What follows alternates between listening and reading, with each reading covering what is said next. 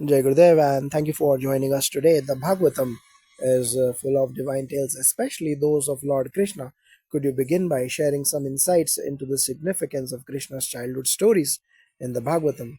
Jai Gurudev, absolutely. Lord Krishna's childhood stories are among the most beloved and profound teachings in the Bhagwatam.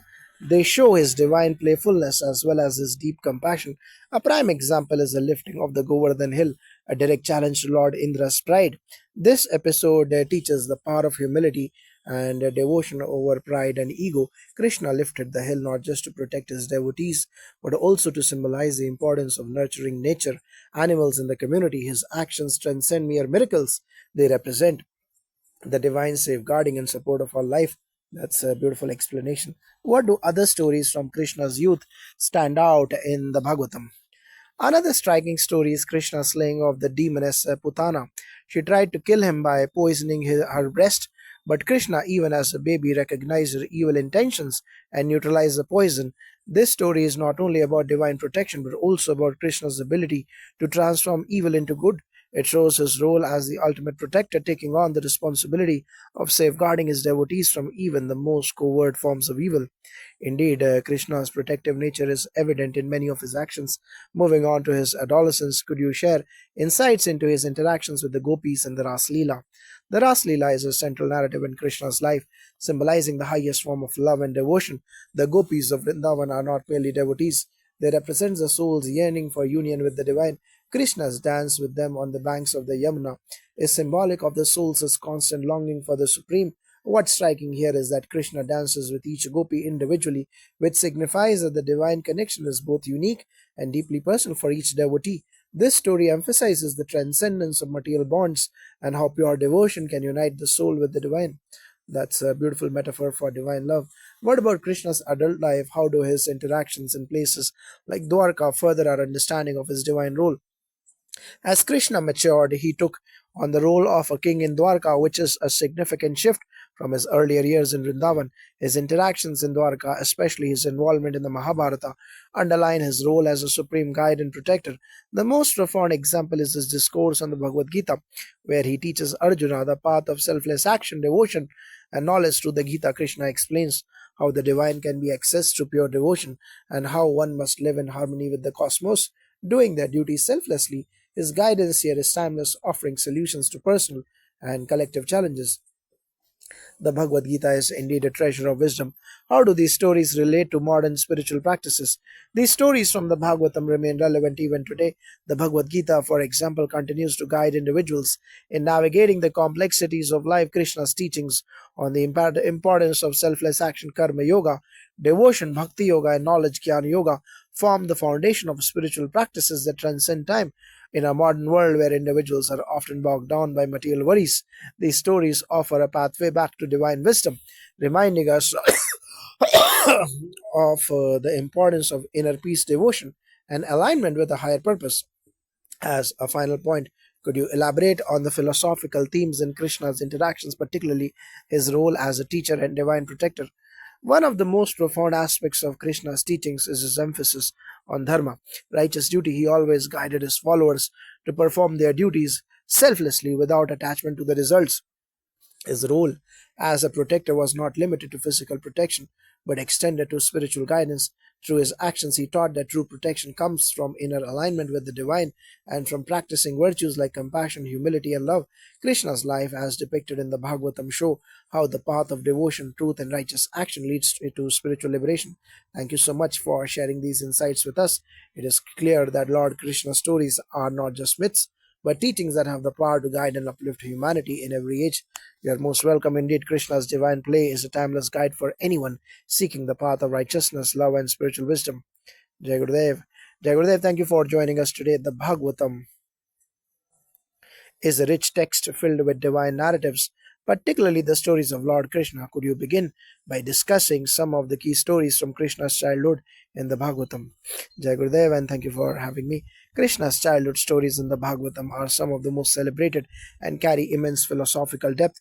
One of the most famous is the story of Krishna lifting the Govardhan hill.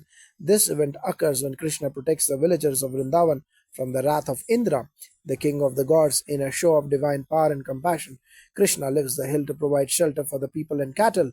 This story emphasizes the importance of community, nature, and devotion, while also showcasing Krishna's role as a protector of his devotees. He teaches us that the divine is not confined to abstract worship, it manifests in service to the earth and all its beings.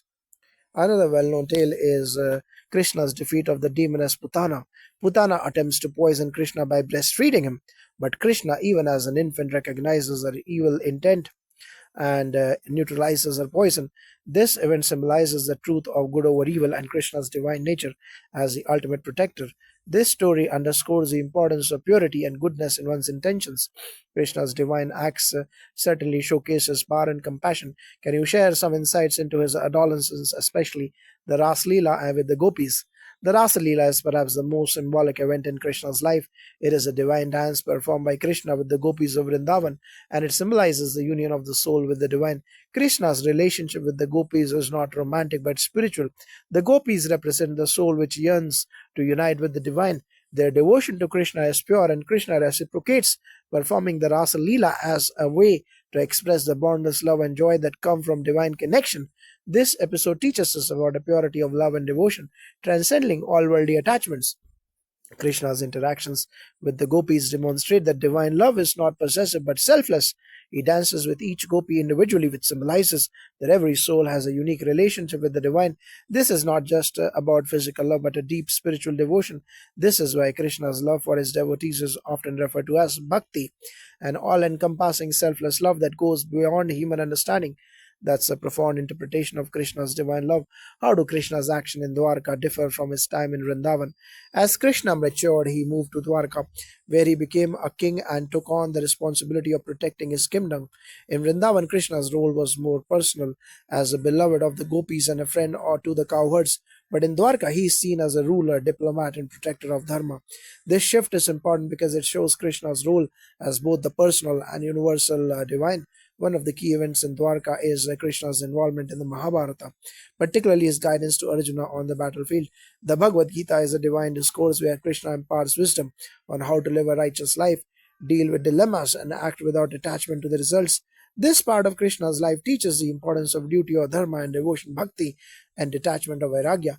Krishna in Dwarka represents the balance of divine sovereignty and personal devotion. Krishna's teachings in the Bhagavad Gita are indeed profound. What role does Krishna play as a teacher and how does it influence spiritual practices? Krishna, as a teacher in the Bhagavad Gita, is a pivotal figure. His teachings cover the essence of life, focusing on selfless action, devotion, and knowledge. He explains the importance of performing one's duty without attachment to outcomes. This is what we call Karma Yoga. In his discourse with Arjuna, Krishna reveals that the path to liberation is through understanding one's true nature and acting in harmony with the cosmos.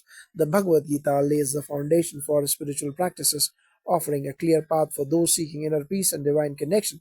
The Gita also highlights the three paths to spiritual realization: Karma Yoga, the yoga of selfless action; Bhakti Yoga, the yoga of devotion; and Jnana Yoga, the yoga of knowledge. These paths are not separate but are interwoven. Krishna emphasizes that the ultimate goal is to surrender to the divine with love and devotion, which is the path that leads to liberation. This resonates deeply in our spiritual practices today, where we strive to live in harmony with our purpose and the greater good. Krishna's teachings certainly provide timeless guidance. Can you elaborate on his role as the protector of the world, particularly in his victory over Kansa? Krishna's battle with Kansa is one of the most dramatic and significant events in his life. Kansa, Krishna's maternal uncle, has received a prophecy that the eighth child of Devaki, Krishna's mother, would kill him. Kansa tried to kill Krishna from birth, but Krishna was destined to defeat him. His victory over Kansa was not only a triumph over a tyrant, but also a symbol of the victory of dharma over adharma, righteousness over unrighteousness. This battle signifies Krishna's role as a divine protector who restores cosmic order. What is important to note is that Krishna's protection is not limited to physical defense. His protection extends to the spiritual well being of his devotees. He teaches that true liberation comes when one aligns their actions with dharma and surrenders to the divine will. As we conclude, how can the stories of Krishna, particularly his life in the Bhagavatam, guide modern spiritual seekers? The stories of Krishna, especially in the Bhagavatam, provide a holistic approach to spiritual life. Krishna's life is not just about his divine feats, but also about how he navigated human emotions, relationships, and duties. His tales encourage us to embrace the highest ideals of love compassion, and duty, while also acknowledging our spiritual nature in a world filled with distractions and material pursuits. Krishna's teachings in the Bhagavatam remind us that true fulfillment comes from devotion, righteous action, and seeking a connection with the divine. The core of his message is timeless surrender to the divine, live with compassion, act with devotion. Thank you for sharing these profound insights.